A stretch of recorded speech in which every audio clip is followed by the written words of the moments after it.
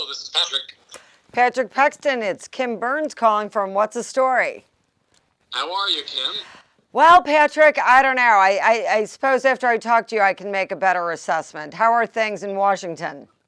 Oh, they're crazy as per usual. Well, that's right. And we're going to let our listeners know what's happening. Hopefully, give us some insight. I'm talking to Patrick Pexton, the journalist, editor, and reporter, Washington Insider. Gosh, where do we possibly begin? Maybe with the pizza party yesterday at the impeachment inquiries? Yeah, this is that was really the Democrats call it a stunt, and in this case, they were right. So this was a pack of Republican congressmen who are not on the three committees doing the impeachment investigation. So at least most of them weren't. The Foreign Affairs Committee, the Intelligence Committee, and the Oversight Committee. And so they are trying to denounce the quote-unquote process that the Democrats are using for impeachment.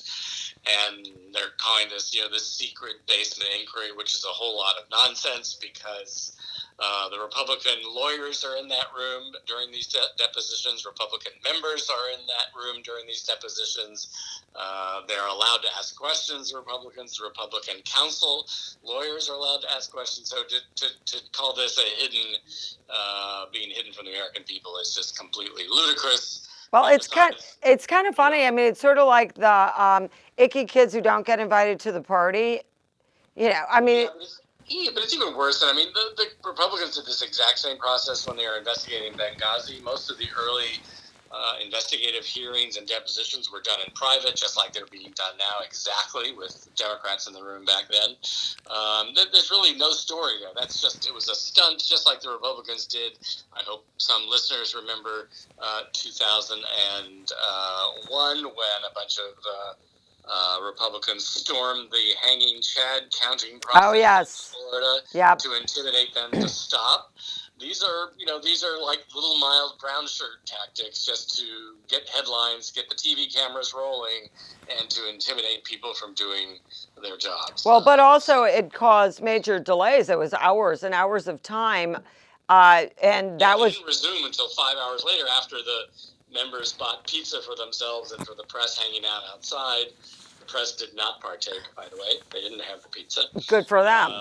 And finally, the Republicans who had occupied what's called the SCIF, the Special Secure Information Facility, finally the Republicans got bored and left, and then the lady came back and she did her deposition, and she was there for another 5 hours, so she had a long day. So do you think that, I mean, obviously a lot of people are reporting on this saying that basically the standoff, as they're calling it,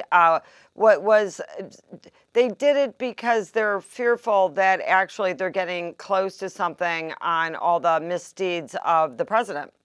Yeah, I mean, I think the Republicans are decrying the process because they're losing on the substance. And if they can't argue the substance, which they can't because it seems like a pretty slam dunk trove of evidence, then they'll argue that the process isn't fair and blah, blah, blah, blah, blah, which is a big distracting red birdie from the actual facts, which are pretty devastating. So what do you think about what they're calling a parade of witnesses on Capitol Hill, starting with the testimony of William B. Taylor Jr., the military officer and diplomat? There's people now coming forward. Can you enlighten us on that? These are almost all the people from whom they're taking depositions in this first week or two are from the State Department. They're all career diplomats. They're not political appointees.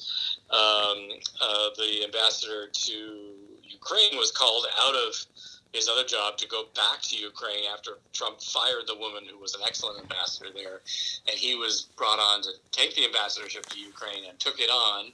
And, he's a Vietnam veteran, worked in the Bush administration, worked for Reagan, worked for Democratic presidents. He's universally regarded as a stand-up guy. And he went in there, and he was the one who was raising alarms about what's going on here. There's a shadow Secretary of State and Rudolph Giuliani running around and going around me and talking about investigations in Ukraine, and he was objecting to it. And even though the White House tried to get these State Department people not to testify, they went ahead and testified anyway. It was quite profile and courage for most of these State Department people. They ignored the orders of the White House and they went ahead and testified. Well, I mean, at some point you have to say, I mean, really, what have we got to lose besides our country? But do you think they're moving the needle a little bit? Yeah, because we don't know everything that's going on in that room, but we know from the reporting that the people from the State Department, and then there'll be people from Defense Department next week, that they're going to endorse what the original whistleblower said, that this was a quid pro quo, absolutely. And it wasn't just the investigation of the Bidens or the investigation of the supposedly lost Democratic National Committee server, except there never was a single server. There were dozens of servers. And this is all nonsense. And everybody coming in and testifying and saying it's all nonsense. And it was a quid pro quo, and they were greatly disturbed by it. So it's not just the whistleblower who was a CIA person.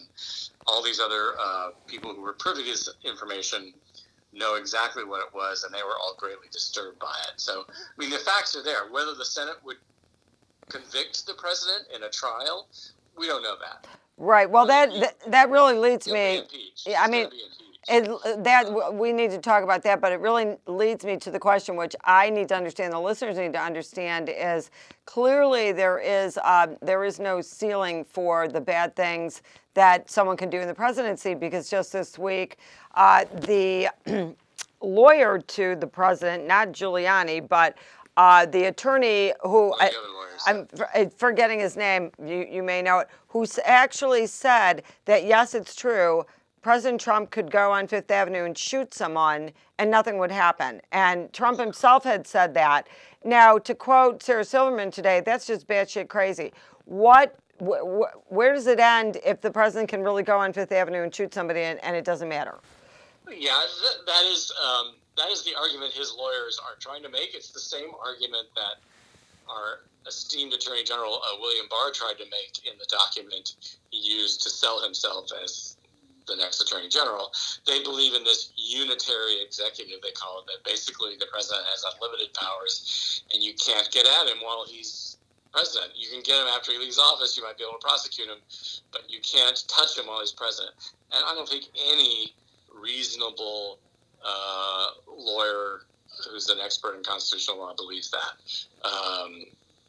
It's just they're just going to the maximum argument. All of Trump's lawyers go to the maximum argument, no matter how ludicrous it is, just to delay, disrupt, and kick the can down the road. This is what all his lawyers are doing at every single trial, whether it's an executive privilege ruling or they'll appeal to the next highest court, they'll delay, they'll distract.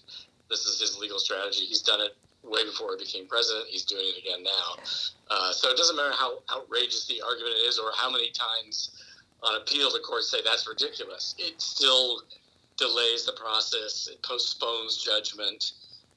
And that's really the strategy of the White House, is to postpone judgment and go after every legal argument in every way possible just to delay things. Well, I mean, we'll probably, hopefully, not ever have this type of carnival barker again in the White House, but will all of these activities change some part of the Constitution that puts more, I don't know, rules in place for the presidency? I mean, how does that work, Patrick? I think there's plenty of rules in place, but rules don't matter so much as tradition and past patterns and a general willingness to obey the rules of the road. Democracy isn't always about law.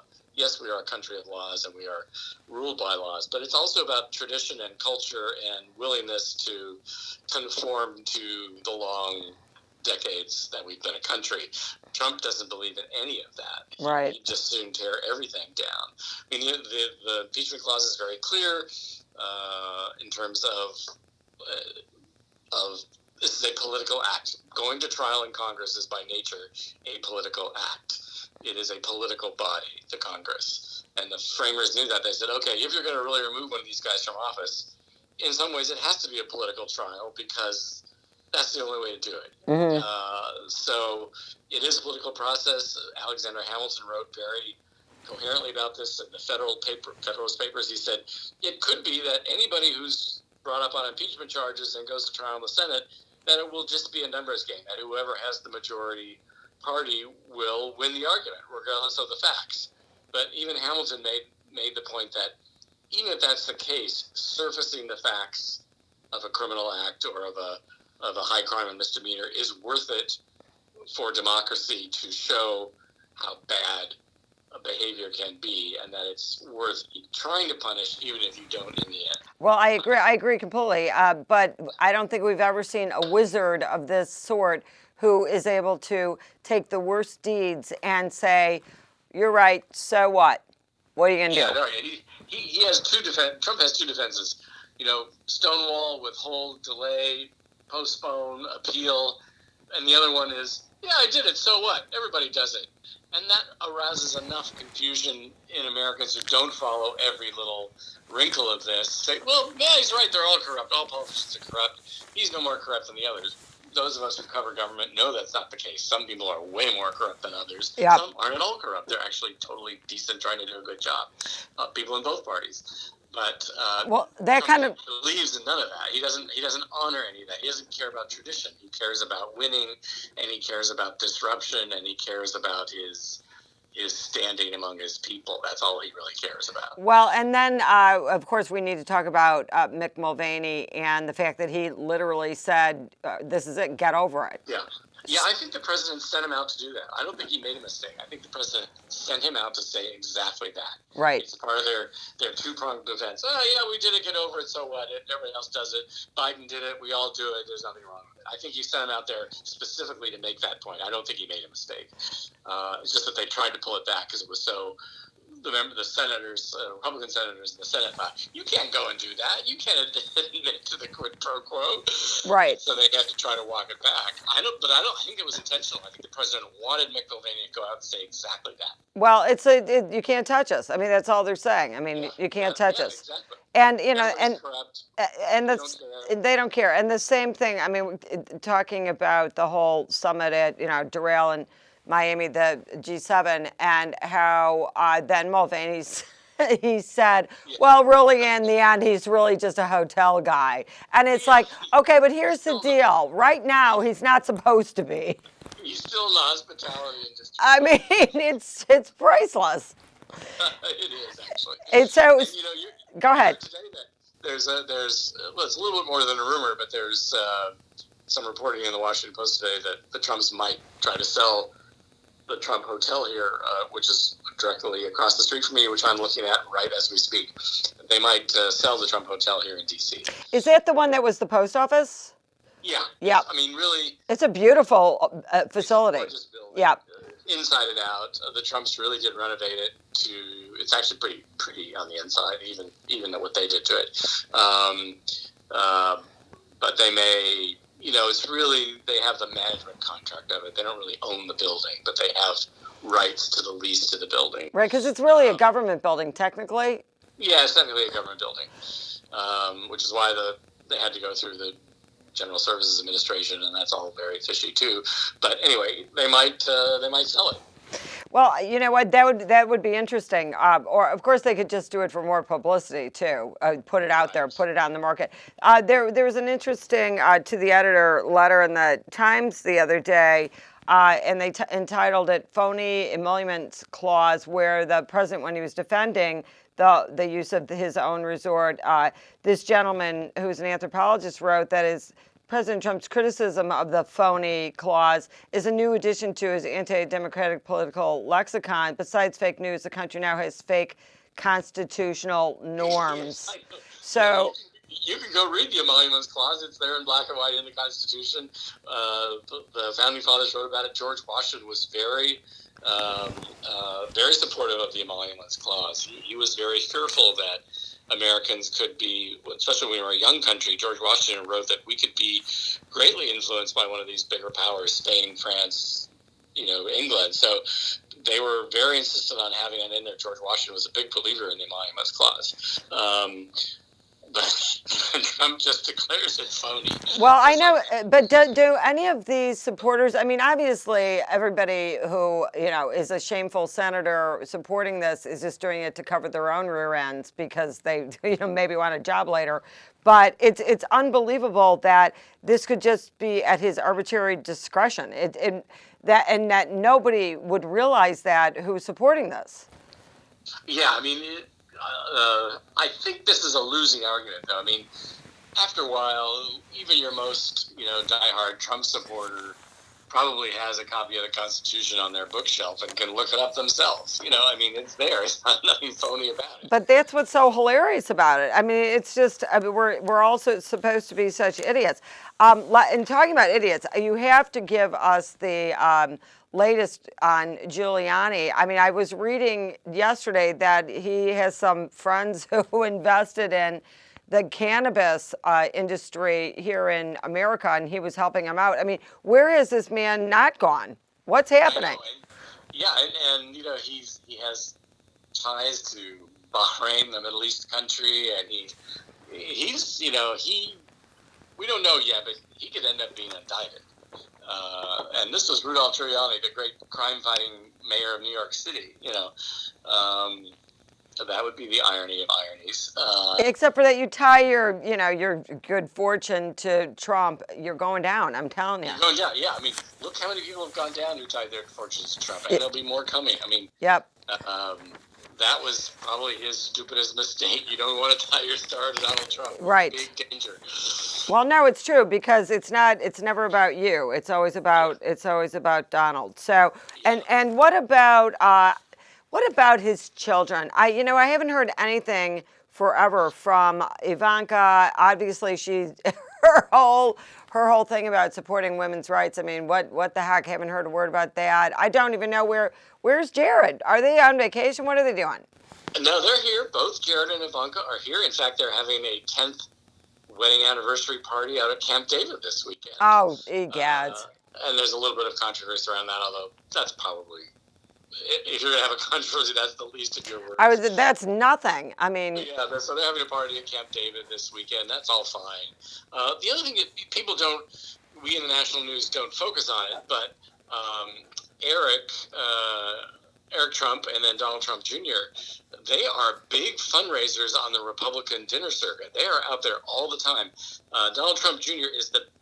next to Trump himself, is the biggest fundraiser for the Republican Party. He goes to dinners, he goes to lunches, he's all over the country raising money for local Republicans and the Republican Party nationally. He's hugely popular in the hinterlands as a speaker of Republican fundraisers. Oh, that's so scary. Yeah, I mean, the dynasty isn't over. Even if Trump is booted out, I mean, his kids are actively involved, and from all that we can hear and learn, they want to be actively involved. Well, I mean, they, enjoy the spotlight like he does. I could see Donald Trump Jr. for sure, but Eric, really? Yeah, Eric's out there too. I mean, they're all, and Ivanka goes to fundraiser. Jared, not so much. But Ivanka goes to a lot of fundraisers and is the star at a lot of these Republican fundraisers around the country. They are a fundraising machine. Well, I mean, are they just fancying themselves to be the Kennedy-esque dynasty that doesn't exist anymore? I mean, I think they think themselves. I think they think of themselves like that. I don't think, they haven't held elective office, but I think they see themselves as a possible future dynasty. I really think the kids all see that.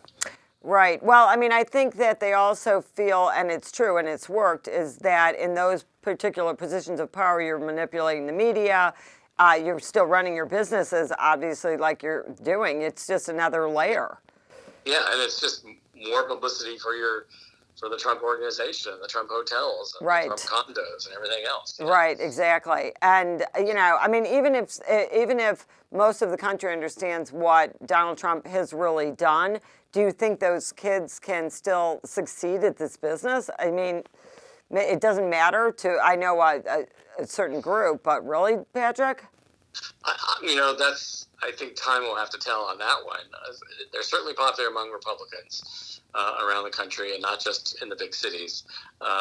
So we'll have to see. Even if Trump loses, or if he were to leave office, there may be Trumps in our future. Oh boy, that's so sad. Okay, so let's move to even more depressing topic of the Democratic candidates. I find it really difficult to watch any of these debates. I do think it's good that Pete Buttigieg, you have another pronunciation for it, I'm sure. Buttigieg. Yeah. Buttigieg, okay, he's doing well, right? I mean, he's finally calling out people like Elizabeth Warren, saying, how are you really going to overhaul the healthcare? How are you going to pay for all this stuff? Give us a up to date on what's happening with everybody out there. I mean, I think everybody's heard enough about poor Joe Biden recently. Yeah, I mean, Joe's out there. He still leads in the polls, although Elizabeth Warren is nipping at his heels. Biden still leads the state-by-state polls for the early primary states. Elizabeth Warren's right behind him. Then comes Bernie Sanders, despite heart attack. We all thought he might start to plummet after he had his heart attack, but nope, he stayed right up there. But Buttigieg has moved into pretty solid fourth behind Warren, Sanders, and Biden, and he's moving up in the polls slowly but surely. I think people like that he's kind of tough on the debate stage. He's moving to a more moderate position, trying to be the alternative to Joe Biden if Biden fades. He's an interesting candidate. He's had military service. He's from the Midwest. But he's only been a mayor. I know that doesn't matter in a lot of cases. I mean, we're talking about the Trump kids who, have done nothing but been in retail or hotels. Yeah. But they are saying he's, doesn't have a lot of government experience because of only being a mayor in South Bend, Indiana. What do you think about that? Yeah, I mean, on paper, he doesn't look so good. He's 37, 38 years old. He's been a mayor of a mid-sized city, although he has military service and whatnot. So on paper, he doesn't look that good, and maybe in the long run, he's running for vice president. Right.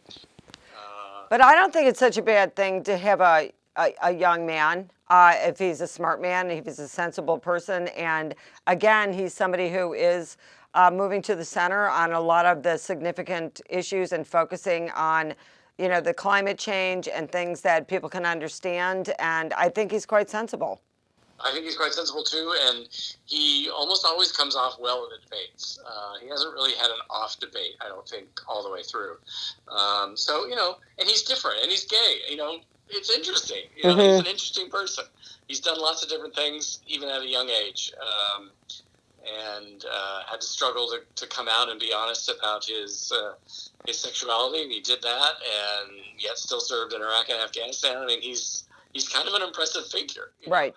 So we'll see. He's the outlier for sure.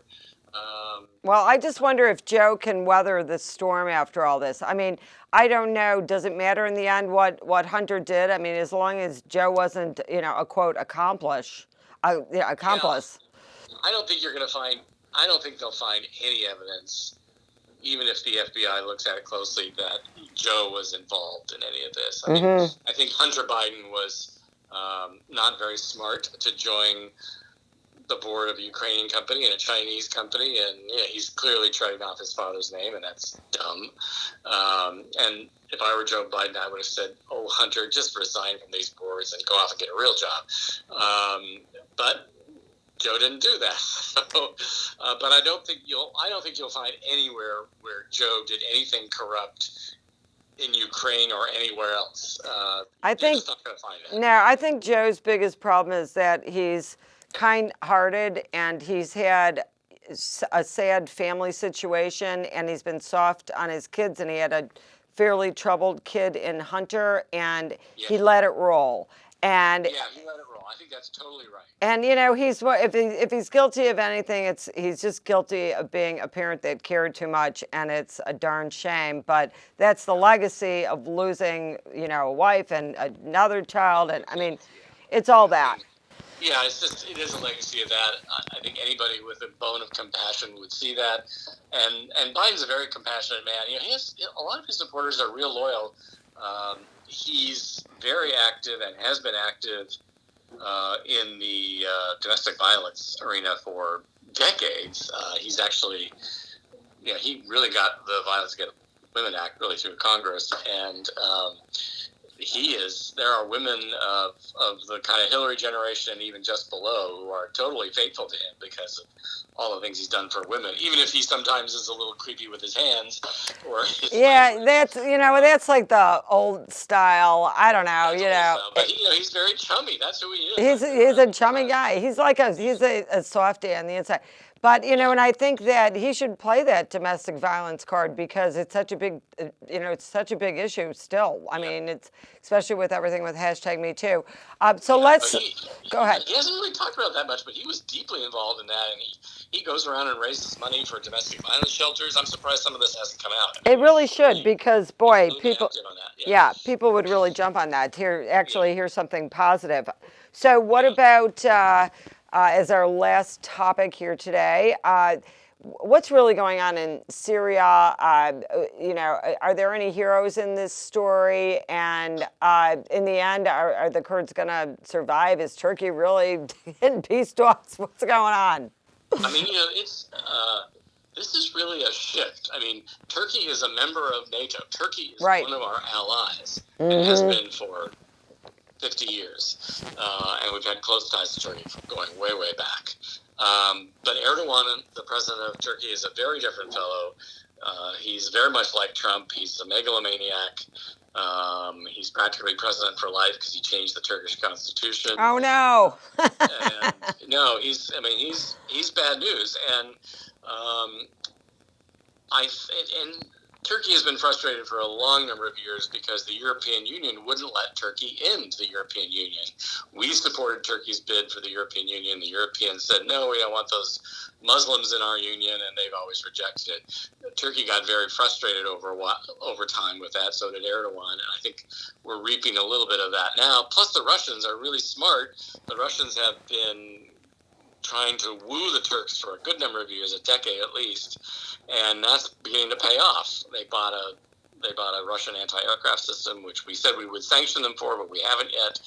And now they've gotten this buffer zone into Syria, which they've always wanted. They've always wanted this buffer zone into Syria to keep the Kurds back from their borders because they see the Kurds as terrorists because there is a long history of the more extreme factions of Kurds performing terrorism act bombings in Istanbul and elsewhere in Turkey, although there hasn't been any of that for at least a decade.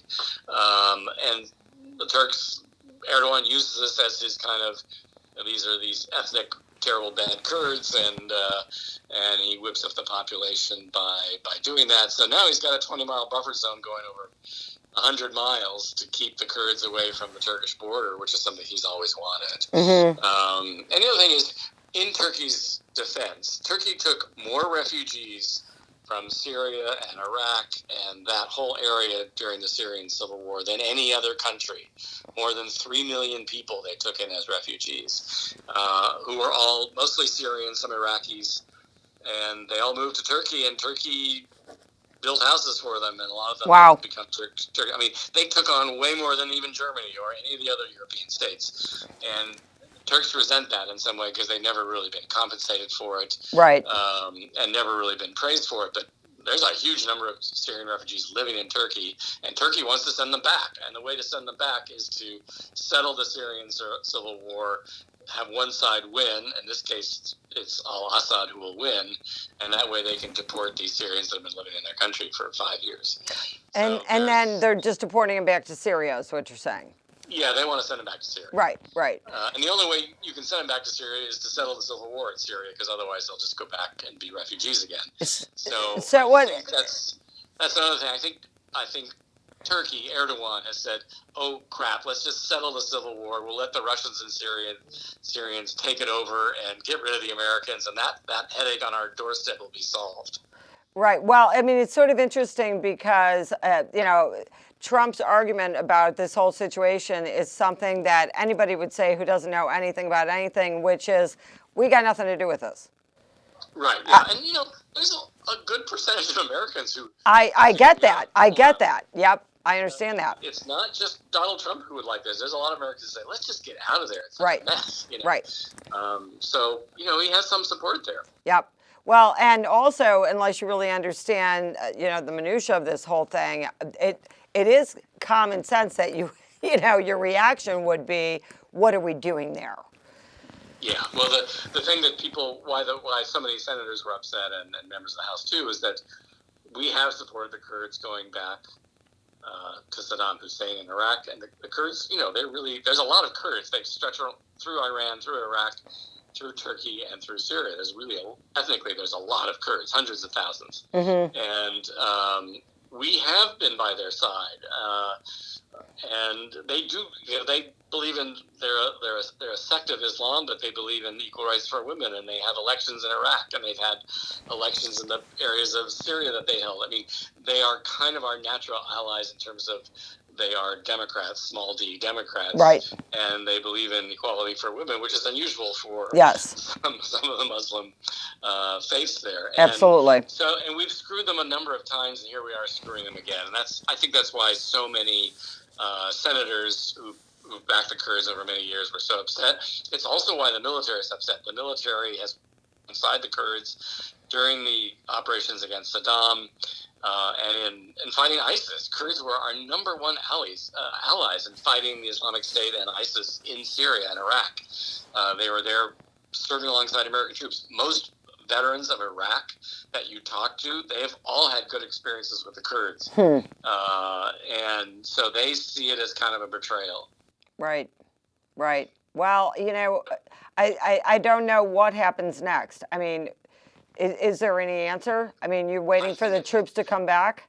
I think it's kind of done. I mean, the Kurds have been pushed back. They've largely accepted that because they don't have the firepower to go up against the Turks. I think Erdogan has kind of got what he wanted. The real danger for us is we really do have an interest in making sure the Islamic State and ISIS does not resurge.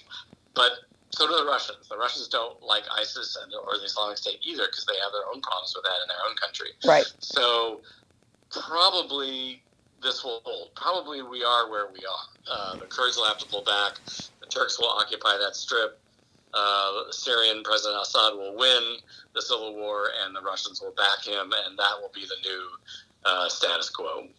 All right, so that's what we know for now, talking to Patrick Pexton, the journalist, editor, and reporter from Washington, D.C. Any last thoughts? It's all really quite complicated. I mean, it is very complicated, but really I think people just ought to really pay attention to the facts that are we're in the Mueller report, first of all, but also all these depositions are coming about the Ukraine thing. I mean, this is unusual behavior. I think most lawyers see it as absolutely criminal behavior, and this is done by the President of the United States in the weeks right after the Mueller report came out. He did this. Yeah, well, you know why? Because the Mueller report was such a dud. So he thought, well what the heck? If you read it. Well, right. They were very good at spinning it into something that exactly actually is very substantive. Well, it's just that not everybody can read 400 pages. Mueller, they should have named the report after somebody else because, boy, he sure didn't help us. Yeah, no, he's too careful by half. By half, and that's a shame. But I think, again, going back to the last of this Ukraine business, really what it comes down to is bullying, which is, sort of the definition of this presidency. And that is Trump's way. That is Trump's way. Yeah. Right. And, I think hopefully Americans are waking up to that fact. Anyway, Patrick Pexton, thank you so much for talking to me today and enlightening us, as usual, on the ways of the world. Thank you, Kim. Thanks. Talk to you soon. Bye. Bye-bye. This is Kim Berns with What's the Story. Thanks for listening.